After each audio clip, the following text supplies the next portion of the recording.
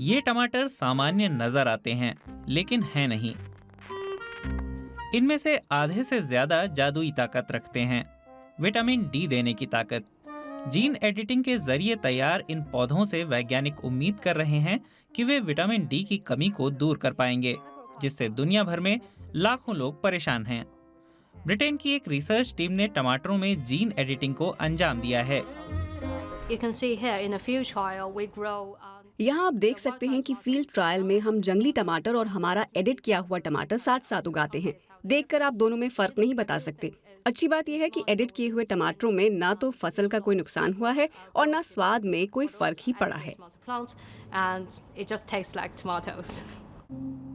ये टमाटर बनाने के लिए वैज्ञानिकों ने जेनेटिक कैंचियों का प्रयोग किया और सामान्य टमाटर के एक मॉलिक्यूल में बदलाव किए, जिसमें प्रो विटामिन D3 होता है। प्रो विटामिन डी असल में विटामिन डी का ही एक हिस्सा होता है, जिसे D3 कहते हैं। हमारे शरीर को इसी की जरूरत होती है। आमतौर पर टमाटर की कोशिकाओं में मौजूद एंजाइम प्रो विटामिन की मदद से अन्य मॉलिक्यूल बनाते हैं, जिसे कोलेस्ट्रॉल कहा जाता है। लेकिन जेनेटिक कैंची एंजाइम की इस प्रक्रिया को बीच में ही रोक देती है,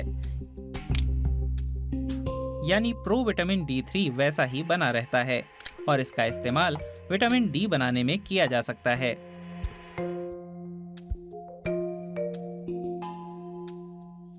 जब प्रो विटामिन D3 पर सूरज की किरणें पड़ती हैं तो ये किसी जादू की तरह विटामिन D3 में बदल जाता है, जिसकी हमें स्वस्थ रहने के लिए जरूरत होती है।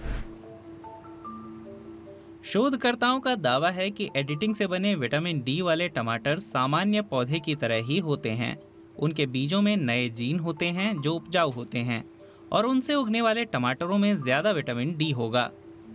ऐसे हर टमाटर में 2 माइक्रोग्राम विटामिन डी होता है, यानी ऐसे 2.5 से 7 टमाटर खाने पर हमें उतना विटामिन मिलेगा जितने की विश्व स्वास्थ्य संगठन सिफारिश करता है। अच्छी खबर यह है कि टमाटर लोकप्रिय हो रहे हैं। 2021 में दुनिया भर में टमाटर का 18.9 करोड़ मीट्रिक टन उत्पादन हुआ, जो चीनी और केले से ज्यादा है। लेकिन हर कोई पौधों की इस एडिटिंग से सहमत नहीं है, बल्कि लगभग 50% लोग इसे असुरक्षित मानते हैं। ये प्यू रिसर्च सेंटर के सर्वेक्षण का नतीजा है, जो 2019 और 2020 में 20 देशों में किया गया था। हालांकि जिस तरह विटामिन डी वाले टमाटर उगाए जा रहे हैं वो तरीका कुदरती ही है। कम से कम वैज्ञानिक तो ऐसा ही दावा करते हैं। Those mutations are called ये बदलाव प्राकृतिक बदलाव के जैसे ही हैं, यानी ऐसा कुदरती तौर पर भी हो सकता है। जीन एडिटिंग की यही खूबसूरती है कि आप टमाटर के जीनोम में कोई बाहरी जीन नहीं जोड़ते हैं। जीनोम में बस हल्का सा बदलाव करते हैं। टमाटरों में और कुछ भी नहीं होता। in those tomato lines. नए टमाटर अब जमीन में उगाए जा रहे हैं ताकि पता चल सके कि उनमें कोई दोष तो नहीं और उनकी फसल कितनी होती है। उन्हें इंसानों पर भी परखा जा रहा है ताकि जांचा जा सके कि उन्हें विटामिन डी का पोषण मिल रहा है या नहीं। अगर नए टमाटर सफल हुए तो विटामिन डी की कमी दूर करने में अहम भूमिका निभा सकते हैं। Vitamin deficiency is vitamin D की कमी पूरी दुनिया में एक बड़ी स्वास्थ्य समस्या है। विकसित और विकासशील देशों में करीब 1 अरब लोग इससे ग्रस्त हैं। दूसरी दिक्कत ये है कि हमारे पास विटामिन डी, खासकर विटामिन D3 के स्रोत के रूप में बहुत कम खाने की चीजें हैं। vitamin D3. खाने की कुछ ही चीजों में समुचित मात्रा में विटामिन डी होता है, जैसे कि मछली या अंडे।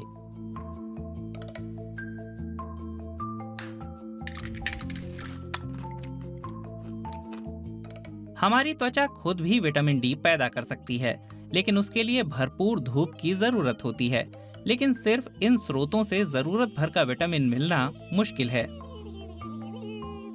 विटामिन डी शरीर के सामान्य कामों के लिए जरूरी है। ये शरीर को कैल्शियम और फॉस्फेट सोखने में मदद करता है, जिससे हड्डियां मजबूत होती हैं।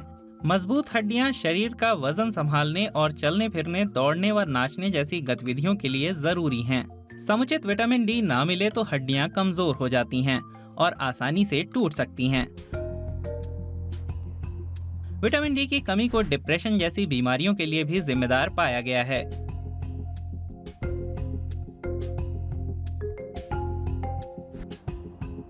अब वैज्ञानिक उम्मीद कर रहे हैं कि नए टमाटर बहुत से लोगों की मदद कर सकते हैं।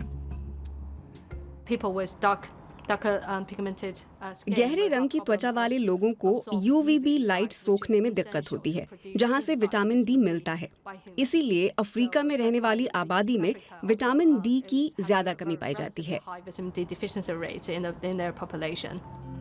शोधकर्ता जीन एडिटिंग तकनीक को अलग-अलग तरह से इस्तेमाल करने के तरीके खोज रहे हैं। The pathway engineered in जो तरीका टमाटरों के लिए अपनाया गया है वही मिर्च, आलू और बैगन आदि में भी संभव है, यानी इन सब्जियों को भी एडिट करके इनमें विटामिन D3 की मात्रा बढ़ाई जा सकती है। फिलहाल हम इसी पर काम कर रहे also हैं। the work we are carrying on at the moment. हालांकि अभी इनके क्लिनिकल ट्रायल्स बाकी हैं। उसके बाद भी कोई गारंटी नहीं कि विटामिन डी की कमी से जूझ रहे बहुत से लोग इन्हें खाएंगे। लेकिन ये टमाटर अगर सफल रहते हैं तो उम्मीद है कि दुनिया में कम लोग विटामिन डी की कमी से जूझेंगे।